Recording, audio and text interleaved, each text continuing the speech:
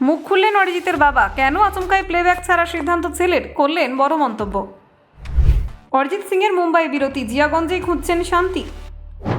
প্লেব্যাককে বিদায়, এবার নতুন ছন্দের রায়না। গুরুদেব ফিরে এলেন নিজের শহরে, কিন্তু ভক্তদের গান ছাড়বেন না। মুম্বাইয়ের ঝলমলে জীবন নয়, অরিজিৎ পছন্দ করেছেন নিজের বাড়ির স্বাচ্ছন্দ্য। প্লেব্যাক অবসরের মাসেই সোশ্যাল মিডিয়ায় ট্রেন্ডিং রায়না। ধীর, মিষ্টি এবং প্রাণবন্ত অরিজিৎ ভক্তরা নতুন গান নিয়ে উচ্ছ্বাসে। অরিজিৎ সিং বলেন, আমি শুধু গান গাইতে চাই, মাধ্যম নয়। অরিজিতের প্লেব্যাক অবসরের পেছনে গল্পটা কি দেখুন। অরিজিৎ সিংয়ের নাম শুনলেই প্রায়শই চোখের সামনে ভেসে ওঠে আবেগ, গান এবং মানুষের হৃদয় স্পর্শ করার ক্ষমতা।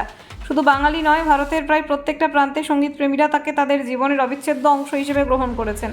জিয়াগঞ্জের এই ভূমিপুত্র তার মধুর কণ্ঠের জন্য সমগ্র দেশের শ্রোতাদের কাছে প্রিয়। তার গানের মাধ্যমে সে আবেগের ধারা প্রবাহিত হয়, যা অনন্য। সাধারণ মানুষ থেকে শুরু করে বলিউডের তারকারা পর্যন্ত সবাই তাকে শ্রদ্ধার চোখে দেখে।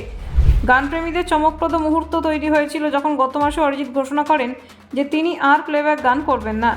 এই খবরটি শোনার পর সবাই হতবাক হয়। সামাজিক মিডিয়ায় শুরু হয়ে যায় এক ধরনের আলোচনা। কেন এমন সিদ্ধান্ত নিলেন তিনি, নাকি নানা মুড়ি নানান মত প্রকাশ পেয়েছে। কেউ বলেছেন অরিজিৎ নিজেই নতুন অভিজ্ঞতা খুঁজছেন, আবার কেউ বলেছিলেন এটি শিল্পীর নিজের মানসিক সুস্থতার জন্য প্রয়োজনীয় সিদ্ধান্ত। অরিজিৎ নিজেও স্পষ্ট করেছেন তিনি প্লেব্যাক গানের একঘেয়েমি অনুভব করেছিলেন। দীর্ঘদিন ধরে একরকমভাবে পরিবেশে কাজ করার পর তিনি অনুভব করেছেন যে নতুন ধারার ভিন্ন রকম সঙ্গীত নিয়ে কাজ করতে হবে। তিনি আরও যোগ করেন, তিনি নতুন প্রতিভাদের সুযোগ দিতে চান, যা এই সিদ্ধান্তের মূল প্রেরণা। এবার আলোচনার কেন্দ্রে চলে এলেন গায়কের বাবা কক্কর সিং।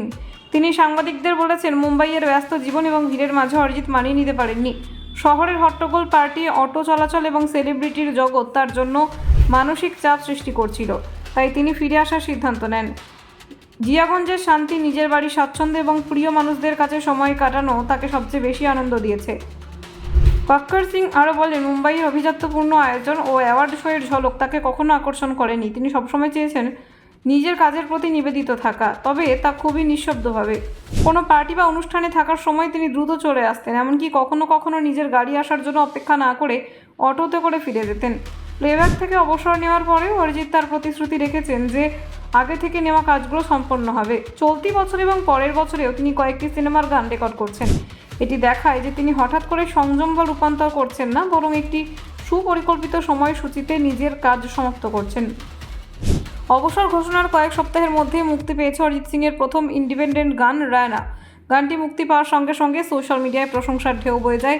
ভক্তরা এই নতুন উদ্যোগকে স্বাগত জানিয়েছেন। একজন মন্তব্য করেছেন, গুরুদেব, এটাই তো আমরা চেয়েছিলাম। অন্য একজন লিখেছেন, তুমি শুধু গান গাও, মাধ্যম যাই হোক না কেন আমরা শুনবই।